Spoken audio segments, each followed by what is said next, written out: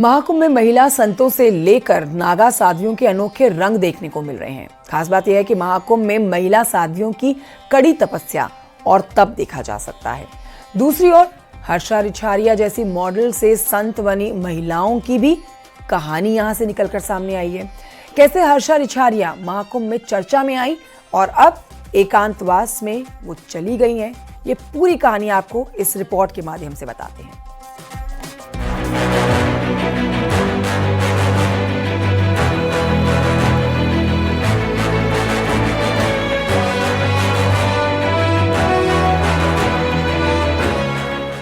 आखिर कहां है हर्षा रिछारिया? मॉडल बनी साध्वी तो कुंभ में हलचल। किसी ने उठाए सवाल तो भावुक हुई हर्षा। संगम तट पर महिला सन्यासियों की अनोखी तस्वीरें दिखाई दे रही हैं। अखाड़ों के प्रवेश से लेकर अमृत स्नान तक कई ऐसी तस्वीरें सामने आई हैं जो इस महाकुंभ के दौरान चर्चा में रही। ऐसी एक तस्वीर मॉडल से साध्वी बनी हर्षा रिछारिया की है। खूबसूरती की वजह से हर्षा रिछारिया सुर्खियों में रही। मध्य प्रदेश से आई हर्षा रिछारिया जब महाकुंभ में पहुंची तो बरबस लोगों का ध्यान अपनी ओर खींच लिया। संगम किनारे सोशल मीडिया में हर्षा के नाम की चर्चा होने लगी और साधु संतों का रिएक्शन भी सामने आया, लेकिन हर्षा ने सब कुछ नजरअंदाज किया और चर्चा में बनी रही। लास्ट 5 सालों से मैं थोड़ा सा टर्न मार रही थी, उस लाइफ को साइड थोड़ा कर रही थी, इस लाइफ की तरफ टर्न थोड़ा कर रही थी। बट लास्ट 2 साल में आई थिंक लाइफ बहुत ज्यादा डाइवर्ट हुई है। मैं बहुत ज्यादा शिव की भक्ति में रम गई हूँ। फिर मुझे मेरे गुरुदेव का भी सानिध्य मिला और उनके सानिध्य के साथ फिर मुझे लगता है कि मैं और ज्यादा जो मेरे माइंड में क्वेश्चंस थे, जो एक होता ना कि हम नॉर्मल पर्सन है, हम एक साधारण मनुष्य है, हमारे दिमाग में बहुत सारे सवाल रहते हैं, बहुत सारी चीजें हम जानना चाहते हैं, एक उत्सुकता रहती है। वो कहीं ना कहीं धीरे धीरे गुरुदेव ने मुझे बहुत सारी चीजें सिखाई है, समझाई है, मेरे सवालों को शांत किया है। हर्षा रिछारिया के भगवा धारण करने के बाद उनके घर वालों की प्रतिक्रिया भी सामने आई। माता पिता ने खुलासा किया कि आखिर क्यों हर्षा रिछारिया घर से दूर चली गई है और क्या है उसकी असली वजह। हालांकि माता पिता का रिएक्शन सामने आने के बाद हर्षा के भावुक होने की तस्वीरें भी सामने आई और अब महाकुंभ क्षेत्र में हर्षा अज्ञातवास में चली गई है। सुनिए घर वालों ने क्या कहा था। अच्छा भी लग रहा, बुरा भी लग रहा। वैसे वो साध्वी नहीं है, नॉर्मल लड़की है, नॉर्मल दीक्षा ली है, भगवान की पूजा कर रही है, गुरुओं के साथ है। जो इंसान लाखों की पब्लिक होके भी जिस गुरु के पास दर्शन के लिए नहीं जा पा रहे हैं, वहाँ आज मेरी बेटी सेवा कर रही है। इससे बड़ी खुशी और क्या हो सकती है हमारे लिए। उसने साध्वी की दीक्षा नहीं ली है, एक ग्रस्त जीवन में जो अपन गुरु दीक्षा लेते हैं वो दीक्षा ली है।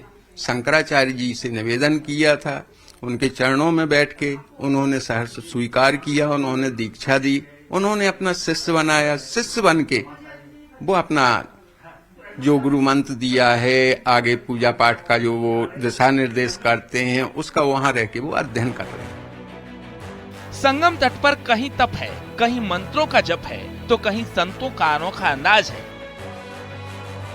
ऐसे में जब बात महिला संतों की आती है तो फिर चर्चा हर्षा रिछारिया के नाम की भी होती है। सोशल मीडिया पर लोगों ने सबसे ज्यादा सुंदर साध्वी की संज्ञा दी तो कैमरे भी उनको तलाशते रहे। बहरहाल महाकुंभ में हर्षा रिछारिया की चर्चा खूब रही और अब लोग पूछ रहे हैं कि आखिर वो कहां है। Bureau report, news 18।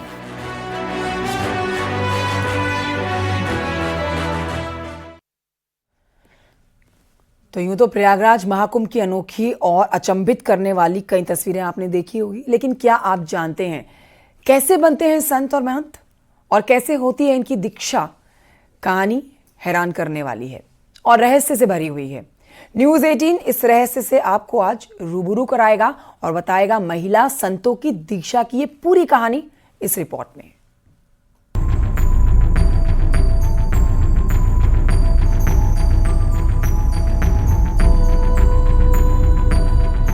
महिला महंत को कैसे मिलती है दीक्षा?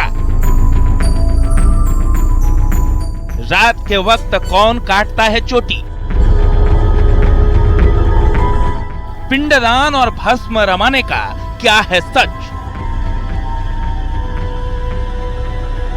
धुनी रमाते इन संतों को देखिए। अनोखी वेशभूषा और अलग अंदाज इनकी तपस्या और तप की कहानी को खुद बयां कर रहा है। कोई इसे तंत्र साधना से जोड़ता है तो कोई रहस्य बताता है, लेकिन साधना और सिद्धि की कहानी कुछ अलग ही है। अब जरा महाकुंभ में पहुंची महिला संतों को देखिए।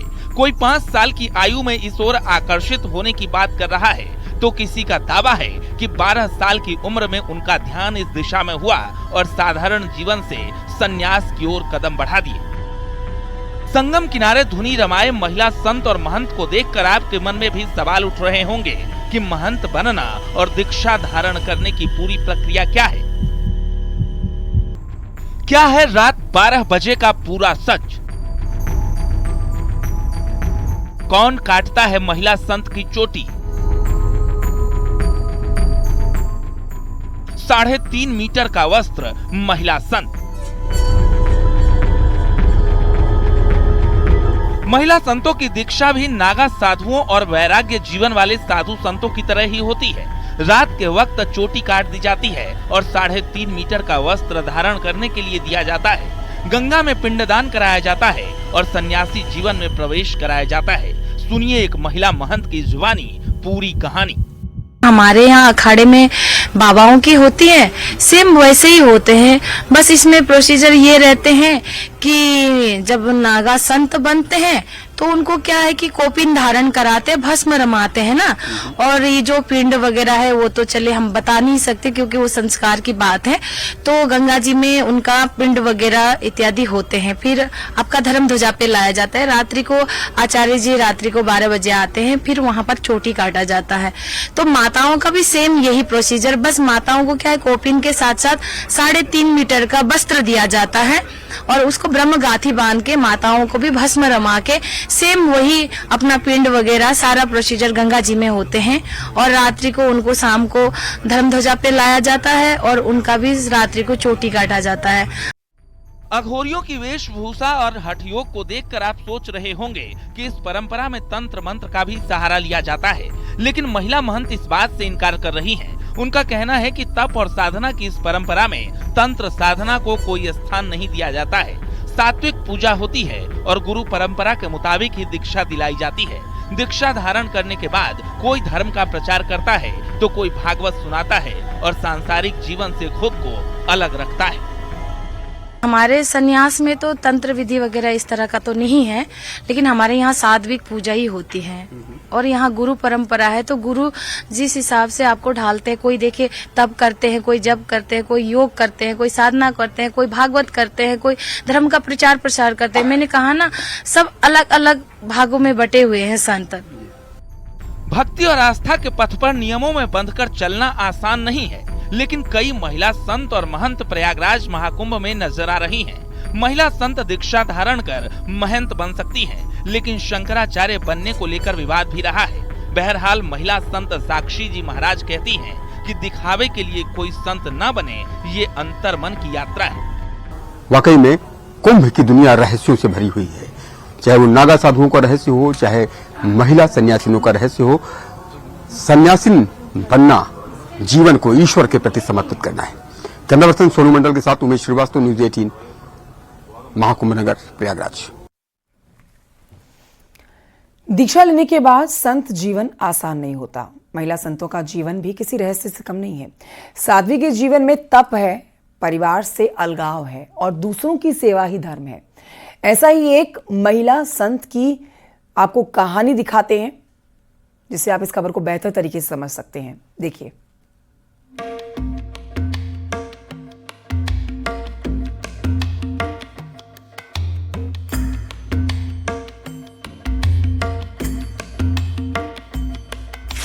देखिए, संत जब हम बनते, हमारी मुख्य संन्यास दीक्षा होती है, तब हमारा पिंडदान होता है। हम स्वयं का भी जीते जी पिंड भर देते हैं कि अब हम जिएंगे तो अपने लिए नहीं, अब हम संसार के लिए जिएंगे, हम अपने धर्म के लिए जिएंगे। अगर धर्म के लिए हमें अपने प्राण न्यौछावर करने पड़ गए तो हम उसके लिए भी पीछे नहीं हटेंगे। तो संत बनने के बाद किसी से दुनिया में रहते, लेकिन दुनिया से जुड़ के नहीं, कोई मिला तो ठीक, नहीं मिला तो ठीक। सुना आपने भगवा कपड़ों में महिला संत गोशिका जी महाराज ने क्या कहा। 12 साल की उम्र में दीक्षा लेने वाली इस महिला संत की कहानी थोड़ा अलग है। भागवत कथा का वाचन भी करती हैं और खुद सुकून का दावा करती हैं। महिला सन्यासियों की कहानी बताती है कि संत जीवन में एंट्री आसान नहीं होती। घर परिवार से रिश्ता अलग हो जाता है, स्वयं का जीते जी पिंडदान कर देते हैं और तय हो जाता है जिएंगे तो धर्म और संसार के लिए, खुद के लिए नहीं। मेले में रहे और वहाँ भी एकांत मन में संतों के रहस्यमयी जीवन की कहानी में गोशिका जी महाराज भी अन्य संतों से अलग हैं और महाकुंभ में लोगों के लिए आकर्षण का केंद्र बनी हुई है। वैराग्य तो बचपन से ही होता है और सबसे बड़ी भगवत कृपा और गुरु कृपा होती है। 12 वर्ष की उम्र में भगवा धारण किया है, लेकिन हमारे अखाड़े की ऐसी परंपरा है किसी को भी अतिशीघ्र संन्यास की दीक्षा नहीं देते हैं, क्योंकि पूरा वैराग्य की गुरु परख लेता है, उसके बाद दीक्षा होती है। कहीं ऐसा ना हो कि कोई शमशानी वैराग्य होता है। शमशानी वैराग्य का मतलब कई बार व्यक्ति दुखी हो जाता है ना, तो उसके मन में आता है कि सब कुछ छोड़ छाड़ के संत बनना है, और जैसी परिस्थितियां सही होती है तो फिर उसके मन में पुनः विचार बदल जाते हैं। छोटी सी उम्र में दीक्षा लेने के लिए गोशिका के परिवार का माहौल भी था। बचपन से ही उन्हें धार्मिक कार्यों में दिलचस्पी रहती थी और इसलिए धीरे धीरे उनका लगाव बढ़ता गया। पढ़ाई जारी रखी और इतिहास में पोस्ट ग्रेजुएट होने के बाद संत बन गए। एक साधारण परिवार की सामान्य लड़की ने महिला संत बनकर समाज सेवा की सौगंध ली और अब संगम किनारे उनकी तस्वीरें सबके सामने हैं। संत व्यक्ति 3 प्रकार से व्यक्ति बनता है। एक तो है प्रभाव से। आजकल कई लोग प्रभाव से जल्दी किसी से प्रभावित होकर, हाँ संतों का जीवन तो बड़ा सरल है, देखने में सरल लगता है, लेकिन संत जीवन अगर वाकई में देखें तो बहुत त्याग संत के जीवन में होता है। पूरा जीवन संत का त्याग में होता है।